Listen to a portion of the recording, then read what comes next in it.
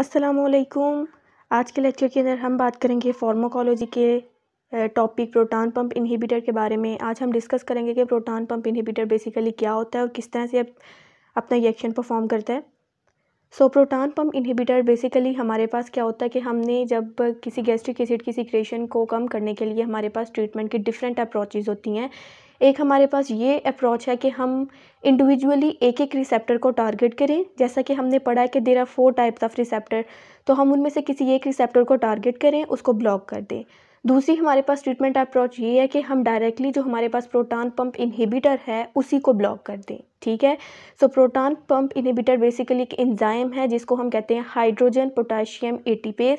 इसी को हमने पीपीआई का नाम दिया है और पीपीआई का नाम हमने इसलिए दिया है क्योंकि ये सीक्रेट करता है एच पॉजिटिव आयन को इनटू ल्यूमन ऑफ स्टमक।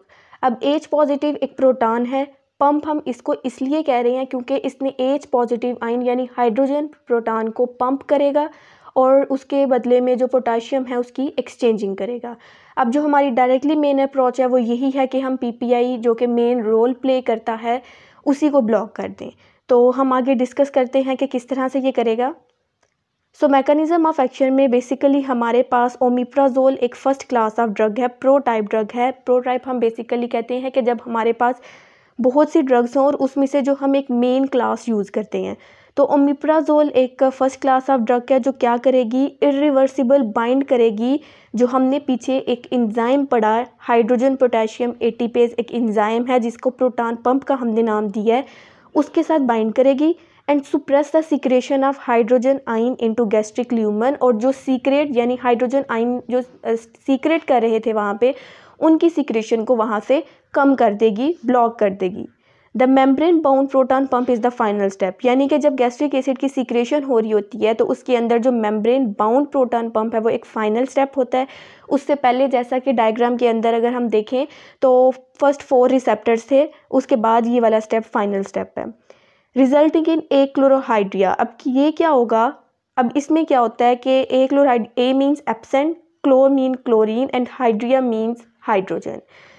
इसके अंदर क्या होता है कि जैसे दूसरे स्टेप्स अगर हम किसी इंडिविजुअली एक रिसेप्टर को टारगेट करेंगे तो उससे गैस्ट्रिक एसिड की सिक्रेशन टोटली ब्लॉक नहीं होगी, लेकिन पीपीआई देने की वजह से ये कंडीशन की काज बन जाती है और उससे टोटली जो गैस्ट्रिक एसिड की सिक्रेशन है वो ब्लॉक हो जाती है। The important point that we have to remember is that this condition will not common with other drugs. ठीक है, ना तो ये H2 ब्लॉकर्स के साथ कॉमन है, ना एंटीहिस्टामीन्स के साथ है। वो इस एक्शन को, इस जो पंपिंग के जो एक्शन है उसको ब्लॉक नहीं करते, उसको सिर्फ कम करते हैं। लेकिन पीपीआई देने की वजह से हम टोटली उस सिक्रेशन को ब्लॉक कर देंगे।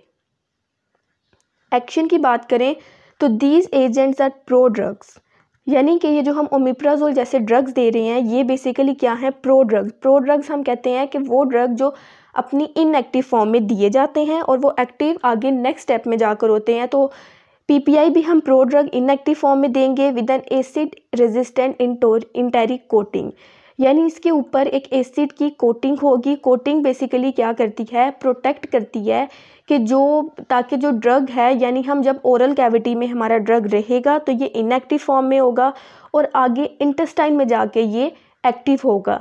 अब ये कोटिंग हम क्यों देते हैं, ये कोटिंग हम इसलिए देते हैं ताकि ड्रग सेफली ओरल कैविटी से इंटेस्टाइन तक चला जाए।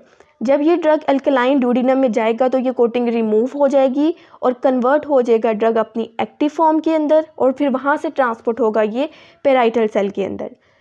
There it which it reacts with, वहाँ पे जाके ये रिएक्ट करेगा इंजाइम्स के साथ, हाइड्रोजन पोटेशियम एटीपेज के साथ। ठीक है, और वहाँ पे एक कोवेलेंट बॉन्ड बनेगा और ये बॉन्ड इस तरह से बन जाएगा कि ये हाइड्रोजन पोटेशियम यानी जो पंप है उसको इस काबिल ही नहीं छोड़ेगा कि वो अपना जो सीक्रेशन वाला एक्शन है उसको परफॉर्म कर सके। It takes about 18 hour for the enzyme to be resynthesize. अब इस बात का मतलब ये है कि हमारे स्टमक के अंदर सिर्फ एक पीपीआई नहीं present, there are so many PPI that is present in the stomach. तो अब एक पीपीआई जब हमने इस पीपीआई के जो अगेंस्ट कोई भी ड्रग दिया तो उससे एक एंजाइम तो ब्लॉक होगा, ठीक है, लेकिन आफ्टर 18 आवर्स ये एंजाइम दोबारा रीसिंथेसाइज हो जाएगा। क्योंकि अगर हम इसको टोटली सारे एंजाइम्स को इकट्ठे ही ब्लॉक कर देंगे तो क्या होगा, एबनॉर्मेलिटीज़ आ सकती हैं। ठीक है, और एबनॉर्मेलिटी से जब टोटली ब्लॉक करेंगे तो उससे बहुत सी चेंजिंग आएंगी। थेराप्यूटिक यूजेस की बात करें तो गर्ट मेंटेनेंस थेरेपी के लिए, इरोसिफेजाइटिस के लिए, जोलिंजर एलिसन सिंड्रोम के लिए और ब्लीडिंग के रिस्क को रिड्यूस करती है। फार्माकोकाइनेटिक्स की बात करें तो ये जितने भी एजेंट हैं they are delayed release formulation. इस बात का क्या मतलब है, क्योंकि हमने पीछे स्लाइड में पढ़ा है कि इसकी इंटेरी कोटिंग होती है, यानी कि पहले ये ड्रग इनएक्टिव फॉर्म में होता है, एक्टिव ये इंटेस्टाइन के अंदर जाके होता है, तो obviously it will take some time. तो इस वजह से जो इसकी फॉर्मूलेशन है वो डिलेड है। ओरली भी दिए जाते हैं, कुछ को हम आईवी इंजेक्शन के थ्रू देते हैं, और जिनका मेटाबोलाइट है it will excrete in urine. Adverse effect की बात करें तो एडवर्स इफेक्ट के बारे में ये है कि it is safe for short term therapy but not for long term therapy. Now what does it mean?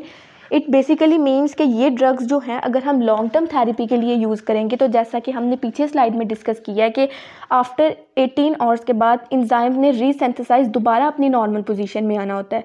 लेकिन अगर हम लॉन्ग टर्म के लिए दे लेंगे तो इंजाइम अपनी रीसिंथेसाइज पोजीशन में नहीं आएगा, जिसकी वजह से ये बहुत सी अबनॉर्मेलिटीज़ काज कर सकता है और जो एबिलिटी है वो डिस्ट्रॉय हो सकेगी। और जो इसका लो एंड अनकॉमन इंसिडेंस है, डायरिया काज कर सकता है, और क्लॉस्ट्रीडियम डिफिसाइल कोलाइटिस, यानी colitis mean inflammation in colon, ठीक है, ये वो भी डिजीज काज करेगा। ड्रग इंटरेक्शन क्या है इसके, यानी कि अगर ये किसी और ड्रग के साथ दी जा रही है तो इसका क्या इफेक्ट आएगा। तो ओमिप्राजोल अगर हम किसी डाइजिपिम या किसी वारफ्रिन के साथ देंगे तो उसके मेटाबॉलिज्म को इनहिबिट करती है और and can cause increase the chance for bleeding with warfarin, ठीक है। वारफ्रिन के साथ ब्लीडिंग के चांसेस को इंक्रीज करती है, क्योंकि वारफ्रिन हमारे पास एक एंटीकोगुलेंट ड्रग है, ठीक है, ब्लीडिंग डिसऑर्डर में हम देते हैं, तो उसके साथ अगर हम ओमिप्राजोल को भी देते हैं तो उसके फिर जो एक्शन है वो डिस्टर्ब हो जाएगा। Secondly, drug interaction is not a problem with other PPI. Nursing application को हम देख लें तो नर्सिंग एप्लीकेशन बेसिकली ये है कि जब हमने किसी पेशेंट को कोई ड्रग रिकमेंड करनी है तो हम पहले उसकी प्रॉपर हिस्ट्री पूछेंगे कि आप कोई अगर पहले ड्रग ले रहे हैं तो आपको उसमें कोई एलर्जी तो नहीं, कोई हिस्ट्री ऑफ लिवर डिजीज़ तो नहीं। अब ये पेंट्राप्रोजोल एक ड्रग है जो कि ओनली प्रोटॉन पंप इनहिबिटर है, अवेलेबल फॉर पेरेंटल एडमिनिस्ट्रेशन, क्योंकि कुछ लोग होते हैं जो कहते हैं कि हमने ओरली ड्रग नहीं लेनी, हम इंजेक्शन लगवा लेंगे, ठीक है। तो अगर कोई ओरली नहीं लेगा और आईवी के थ्रू लेना चाहता है then this drug will be recommend. Prolong therapy with PPI and H2 antagonist में reduce the level of vitamin B12, ठीक है। अगर हम ये पीपीआई या H2 के एंटागोनिस्ट लॉन्ग टर्म के लिए लेते हैं तो ये जो विटामिन B12 का लेवल है उसको रिड्यूस कर देगा, ठीक है, क्योंकि जो विटामिन B12 है वो बेसिकली उसको चाहिए होता है acidic environment for its absorption. लेकिन जब पीपीआई देंगे तो एसिडिक इन्वायरमेंट ही वहाँ पे नहीं रहेगा, तो जो ये B12 है ये अपना जो एक्शन है वो नहीं परफॉर्म कर सकेगा। Secondly, it also reduce the absorption of calcium carbonate, यानी जो कैल्शियम कार्बोनेट है उसकी भी रिजॉर्प्शन को एसिडिक इन्वायरमेंट चाहिए होती है, तो ये उसको भी रिड्यूस कर देता है।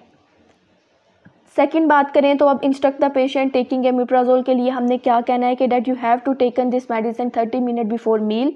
Capsule should be not crushed, ठीक है, यानी एक मेडिसिन देने से पहले ये जो पेशेंट को थोड़ी सी इंस्ट्रक्शंस बताई जाती हैं ये वो हैं।